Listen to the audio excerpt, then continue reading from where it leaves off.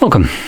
In front of me is a Samsung Galaxy Tab Active5, and today I'll go over unboxing along with a quick look, opinions of this phone, or well, tablet in this case.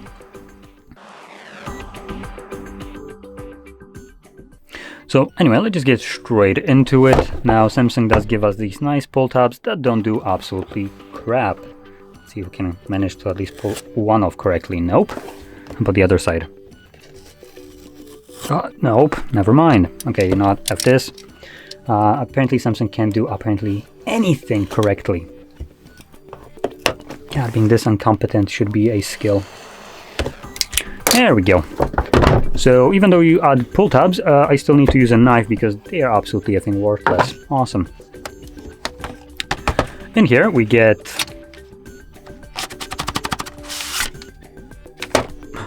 Is that a case? Is Samsung feeling okay?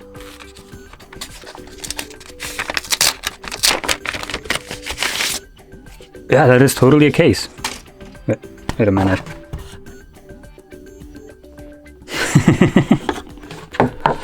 Okay, so they're basically making it look like it's a rugged case or a rugged device by just adding a rugged looking case. Nice scam. I have to commend that one. That is fantastic. And would you look at that, we actually get more surprises. We get a removable battery, so that's a massive surprise. And we get a charger. Wow. Now that charger is well, let's not get all up in our panties right here. This is a 15-watt charger, so they might as well not include one if in 2024 they're including a 15-watt charger. Putting that into perspective, other companies that sell cheaper devices include 100-watt chargers. These dumb mother effers give you a 15-watt. Awesome. Just might as well not include it. That is what you actually consider e-waste. So yeah, Samsung doesn't include good chargers because why would they? But they include what they say that they don't include chargers for, which is an e-waste. They produce this dog shit of a charger to give you. Awesome, fantastic. You just cannot take these dudes seriously when they're doing stupid shit like that. Now, surprisingly enough, the device actually has a rugged appearance. But let's be honest, this is all plastic, so it's far from being rugged when it's all plastic. There we go. Yank that off, we can also see the battery size right here. And this is a 4,900 milliamp hour battery. Great, it's smaller than what's in here. Smaller than a phone that was released like 4 years ago, while the battery is close to the size of the entire freaking phone. Awesome. Fantastic.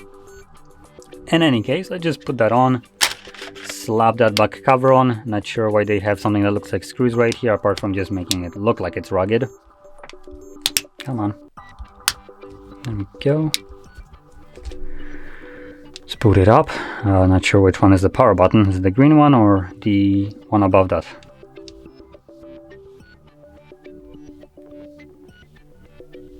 Or do I need to hold something? Oh, there we go.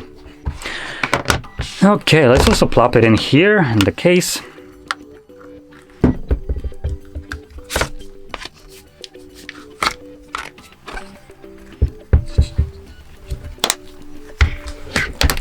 There we go.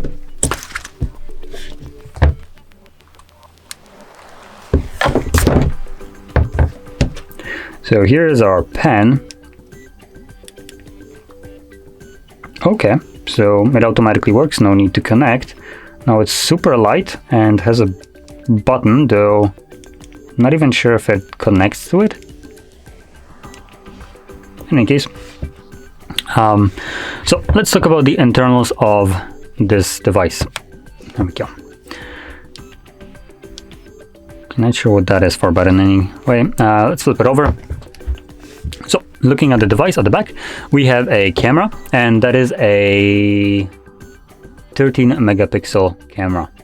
It can record at actually surprisingly 4K 30 frames and 1080p 30 frames. Then at the front we have another selfie right over here, and that is a 5 megapixel camera that can record at 1080p 30 frames only. Then in terms of the display, which you can see with absolutely completely outdated bezels right here, that is a 8-inch display running a resolution of 1920 by 1200 pixels. It is a TFT LCD display that is actually surprisingly running at 120 Hz refresh rate, so that will give you a pretty nice battery smooth animation right here.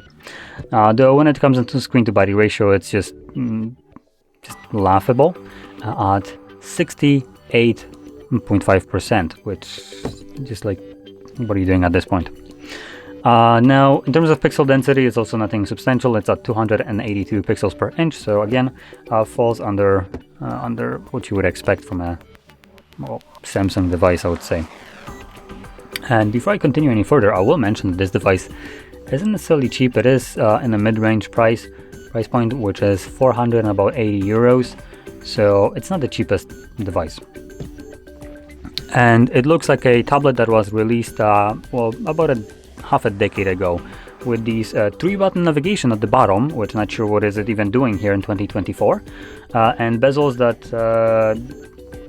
have enough space to accommodate for a modern device. Anyway, actually, interestingly enough, on the spec sheet it says that this device has a 5050 mAh battery, but the battery itself said 4900, so I'm not sure why there's a discrepancy there. But moving on, let's talk about the build right here. So the glass right here is corner Gorilla Glass 5, which is actually pretty good. That's going to give you a little bit of durability to this device, but the rest of the phone is made out of plastic. So we have plastic back and plastic frame. We do have a case included, which is actually pretty interesting that Samsung decided to do that, as they don't even do that for their folded devices. But they did it for a device that costs a third of the price for some reason.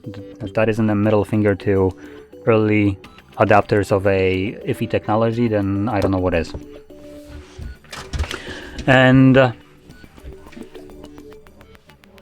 let's see, did I miss something? That's about it. So let's sum it up, because there's not much to talk about this device. It is a supposedly rugged device that comes primarily made out of plastic, but they did include a case, which is pretty nice. But for a device that costs about $500 or $400 and something dollars, I say that including a case and calling it or trying to make it look like a rugged device is just a bit of a scam. In general, rugged devices are a scam for the most part. Apparently this is a rugged device, right? It's fully made out of plastic, and you have a better rugged device if you put just like a hefty case on your normal phone and tempered glass, rather than considering this to be rugged. So one last thing that I actually didn't mention is the processor, and the reason I didn't mention it is because I have no freaking clue what it is. It says 5 nanometers. That's about it. Great. I know a lot. Now I could probably look at this. I am going to be a little bit better than that, and I will search for the actual processor information right here. So let's see what we got in here. Okay, so on official Samsung website we have processor, octa-core memory. It's a processor then. Samsung, come on. Don't. Just. My disappointment is reaching its peak. Processor. Clock 2.42 gigahertz. Again, zero effing info about what the processor here is. Fantastic. That's what you do when you have absolutely dog shit processor and you don't want people to know that you're basically scamming them. So at good conscience, I cannot recommend a device or say anything positive about a device that on official Samsung website, they omit the fact of what it is inside that is powering this. This is not how you're supposed to sell shit. That is the stupidest shit that Apple pulls out of their marketing, and yet they only do that for, I think, batteries. But Samsung decided to just completely, get rid of the processor. Who cares? It's only the thing that is powering the entire device. So yeah, I'm just gonna keep it at that, leave it at that, and finish off. So anyway, if you found this video helpful, don't forget to hit like, subscribe, and thanks for watching.